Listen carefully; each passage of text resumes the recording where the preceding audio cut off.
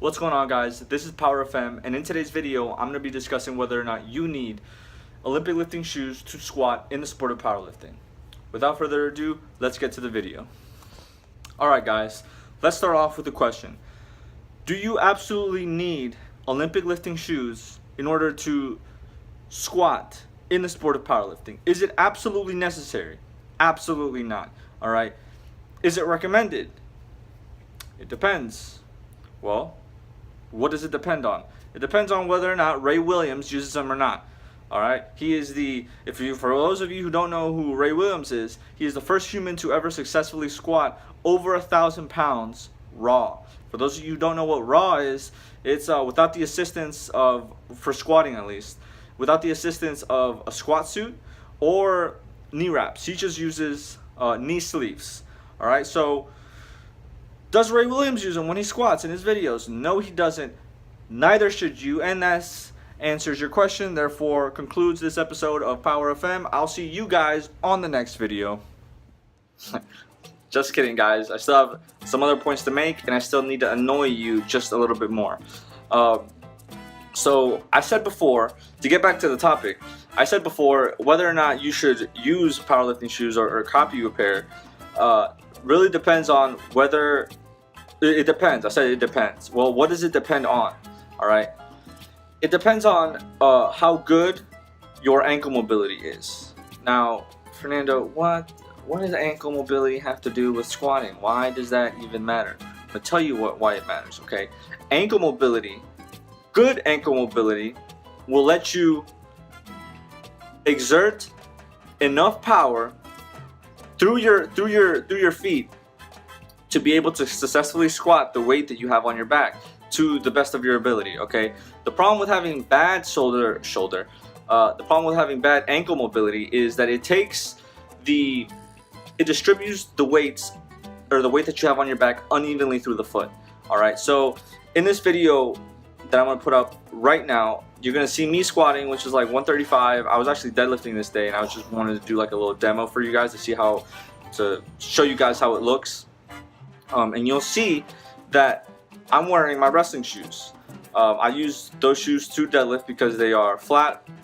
Besides the point, you will see that my heels elevate ever so slightly. Okay, what that does, all right, that distributes the weight, instead of being distributed through your whole foot, okay, evenly through your whole foot, it distributes the weight through your forefoot, making you susceptible to tipping over during your squat. By tipping over, I mean, let's say you're fixing the squat. You're ascending from the squat, from the hole. For those of you who don't know what the hole is in the squat, it's the bottom portion of the squat. Okay. If you have poor ankle mobility, you are going to tip over, which is very dangerous because that is very hard to bail out of.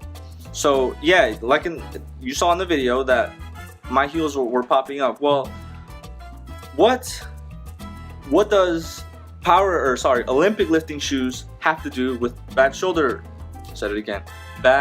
ankle mobility? Well, I'm gonna tell you why. These have to do, or what poor ankle mobility has to do with your powerlifting or your Olympic lifting shoes. All right, so as you saw in the video, my heels ascend very slightly, not even an inch for most people, not even an inch. For I'd say that the majority of people, the height of your heel elevation whenever you do go for the squat, if you have poor ankle mobility, is going to be less than an inch. Okay, now what Olympic lifting shoes do for you, okay, is it allows you to squat from that elevated heel position. Now a lot of people, I thought, at least, I don't know about everybody else, but I thought when I saw these shoes, I thought the heel was up to here. Okay, it's really not. The heel is just this right here, and I believe it's 3/4 of an inch or 0.75 inches.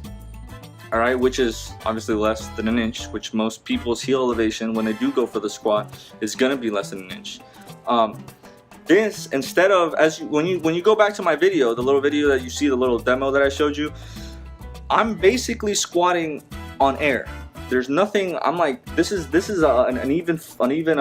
My feet are planted to the ground like this. Let's just say, right? In the video, there's nothing but air down here. Okay, My heels are elevated, and the weight is not being evenly distributed throughout the whole foot. Okay, it's being distributed through the forefoot right here, to this part of the foot. So you're basically squatting right here, which you don't want. You want to be able to squat with your whole foot. You want to be able to exert as much force through your whole foot as possible, which if you have bad ankle mobility, that prevents you from doing so. All right, guys, now that I've provided reasons and the why of how the Olympic lifting shoe is going to help you in fixing your ankle mobility, let me give you an alternative, because I understand that, you know, not many people want to spend $200 on a pair of shoes. Not many people want to spend $100 on a pair of shoes, and that's completely understandable. So that's why I'm here to provide you an alternative, which I wish I had before I paid the $200 for these shoes.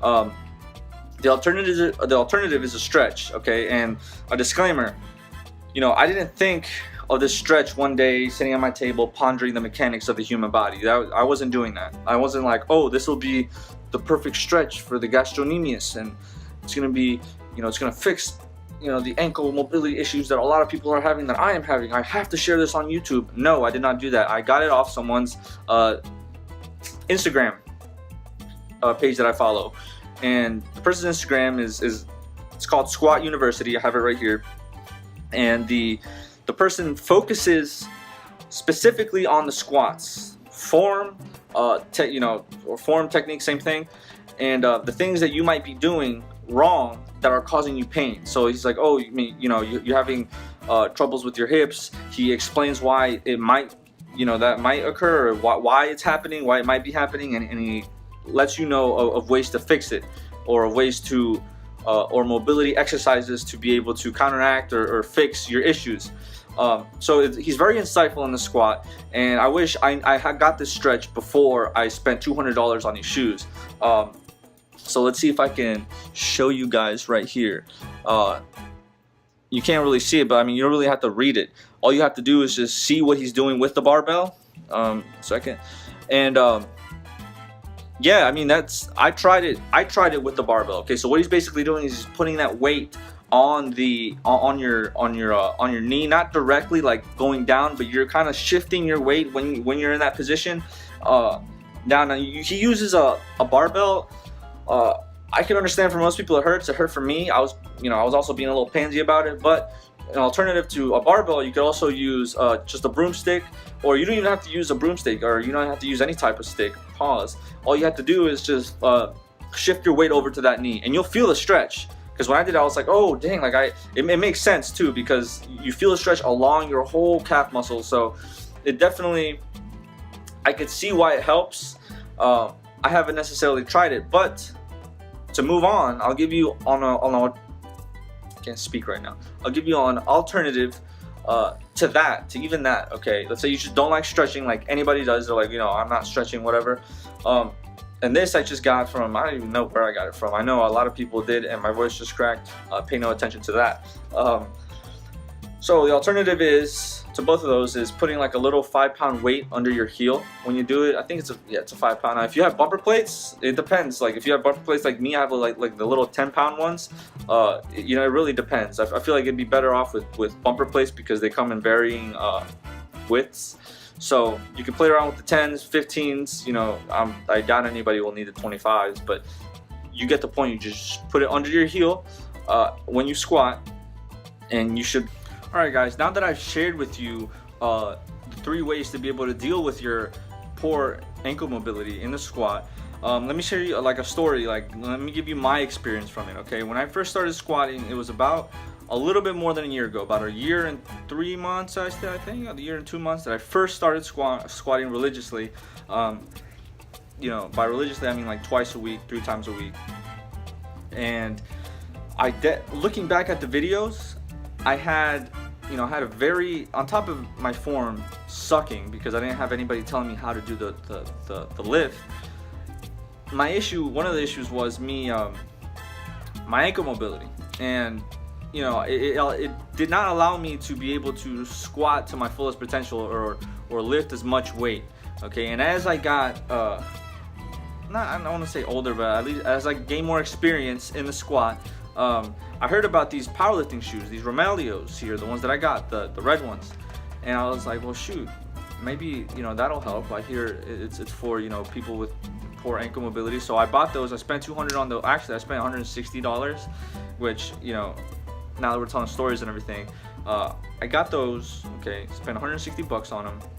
Then a couple months later, the Romaleo 3s came out, and I was so pissed because they looked so fresh, and I would definitely get those on top of these. But anyways, these still look fresh. Back to the point. So I used these for a long time, for the rest of the year, and then for some reason I was like, well, maybe, you know, I'll just go back to, you know, squatting in like flat shoes. Let's see how that works. And funny enough, I don't know why. Okay, I probably should look it up, but I don't know why. My ankle mobility was not nearly as bad as before. You know, I was able to keep my feet planted on the ground, and with my back relatively straight. Now, when I mean straight, I don't mean like I'm squatting like this, you know, it's just straight down and up. No, because I what do you call it? I do low bar squats, so you obviously, you know, tilt forward just slightly. But my back was still straight, and I wasn't tipping over. My heels, I took videos, and my heels were not, you know, ascending at all. So, you know, that was kind of weird. And I never stretched, you know. So that's my little story. You know, it was kind of weird how I used the Olympic shoes, you know, allowing me to be able to squat from that elevated heel height. And then once I transitioned back to my flat shoes, my wrestling shoes, you know, it was gone. And I was thinking, I was like, maybe it was mental, maybe, but, you know, at the same time, I didn't really know what the heck ankle mobility was when I first started squatting. So there's no way I was going to be like, oh, I don't have these Olympic shoes, so my heels are going to raise, and subconsciously my heels raised because of that. So, you know, it was, it's a very curious thing that happened. So I was like, you know, I just decided, I guess I just wanted to share that story with you. But anyways, that's it for today's video. I hope you liked it. I hope it was informative. Oh, one more thing. All this information, okay, I can give you my experience, like what I just said, you know, when I bought these shoes and what happened to me when I first started squatting, whatever. That's my experience to you, okay? All the rest, I researched, and you know, my experience, you know, I researched with my experience in the back of my mind. So I was like, I read through multiple articles, and all of them lined up with my experience. Everything that everybody was saying on these articles, on these blogs, or whatever, it lined up with my experiences with the squat and with my poor ankle mobility. So I'm gonna link the websites all in the description down below. Everything I used, I'm gonna link the website for the Sqaut University for his, and this is by no means me trying to get his attention or whatever. I just think it's a very helpful tool, explaining a lot of the things that, you know, normal lifters, you can't like explain a lot of the things without having some science behind it. Well, no, without having science. Okay, so, and I believe if he has a PhD, he's a physical therapist. So yeah, it gives him a lot of credibility, and, you know, it's helpful. It's very helpful. So I don't want you guys to think that I'm just, you know, giving you bro science and it's just completely based off my experience. I can tell you this though, based on my experience, I would recommend, if you have the money, I would recommend you getting a pair of Romaleos, but not before you try the stretch. All right, and if you're watching this video and, you know, you're looking at the stretch and you know, you're kind of like, oh, I don't know if I want to buy the shoes, even though they look fresh, they look dope, and you just gotta look like a freaking powerlifter because everybody's using them nowadays. I gotta buy them, but no, do the stretch first. And if you're watching it, like I said, let me know. You know, if you're doing it, let me know how it helps you, because like I said before, I wish I knew I had knowledge of the stretch before I spent $200 on the shoes, because then I was just stuck with my wrestling shoes, my flat ones. So yeah, let me know in the comments down below if you know your issues with your ankle mobilities or whatever have you with the squat. And don't forget to like and subscribe if you like what you saw, if you thought it was informative, if it helped you. And I'll see you guys on another episode of Power FM, which I believe is going to be the bench, road to 315 bench. Tomorrow's bench day. I'll see you guys next time.